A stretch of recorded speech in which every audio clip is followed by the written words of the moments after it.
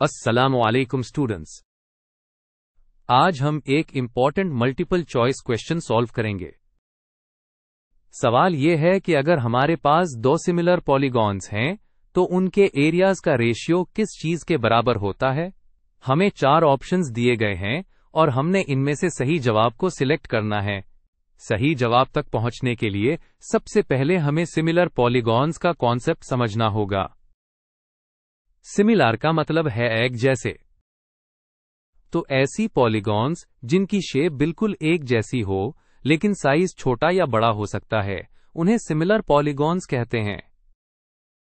उसकी 2 शराइत हैं। पहली ये कि उनके करस्पॉन्डिंग एंगल्स बराबर हों और दूसरी ये कि उनकी करस्पॉन्डिंग साइड्स की रेशियो कांस्टेंट हो। यानी अगर आप एक पॉलीगॉन की साइड को दूसरे पॉलीगॉन की करस्पॉन्डिंग साइड से डिवाइड करें तो जो जवाब आए वो बाकी तमाम करस्पॉन्डिंग साइड्स के लिए भी सेम हो। अब आते हैं असल बात की तरफ। ज्योमेट्री में एक अहम थ्योरम है जो सिमिलर पॉलीगॉन्स के एरियाज और साइड्स के दरमियान ताल्लुक बताता है। थ्योरम कहता है कि 2 सिमिलर पॉलीगॉन्स के एरियाज का रेशियो उनकी करिस्पॉन्डिंग साइड्स के रेशियो के स्क्वायर के बराबर होता है। जैसा कि आप स्क्रीन पर फॉर्मूला देख सकते हैं, A1/A2 बराबर है S1/S2 के होल स्क्वायर के।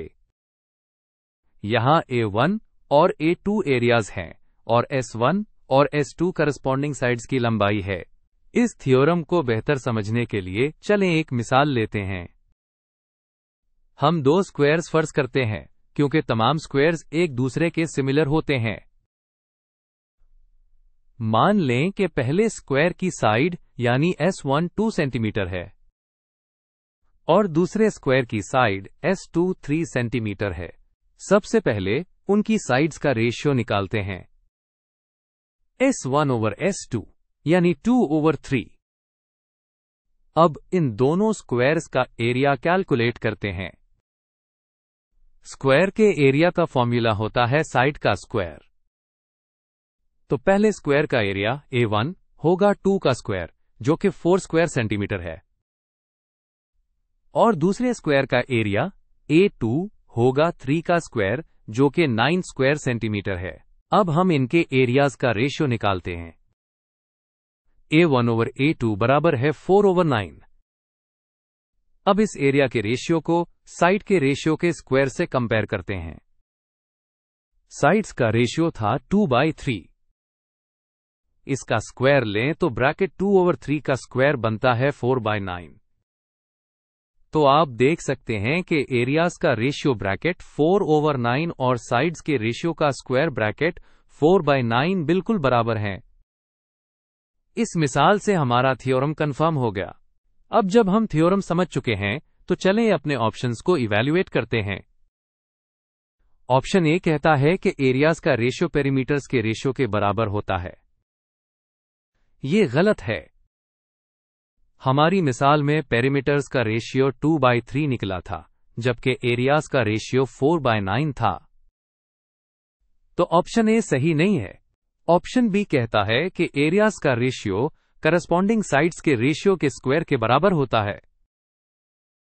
यह बिल्कुल वही बात है जो हमने थ्योरम में पढ़ी और मिसाल से साबित की। लिहाजा ये ऑप्शन बिल्कुल सही है। ऑप्शन सी क्यूब की बात करता है जो कि 3D शेप्स के वॉल्यूम के लिए इस्तेमाल होता है, एरिया के लिए नहीं। और ऑप्शन डी सम यानी एडिशन की बात करता है जबकि रेशियो हमेशा डिवीजन से बनता है। इसलिए सी और डी भी गलत हैं। तो इस सारी डिस्कशन का खुलासा यह है कि सिमिलर पॉलीगॉन्स के बुनियादी थ्योरम के मुताबिक उनके एरियाज का रेशियो हमेशा उनकी करस्पॉन्डिंग साइड्स के रेशियो का स्क्वायर होता है। लिहाजा हमारा फाइनल और करेक्ट जवाब है option B, equal to the square of the ratio of their corresponding sides. ये एक बहुत इंपॉर्टेंट रिजल्ट है जिसको आपने हमेशा याद रखना है।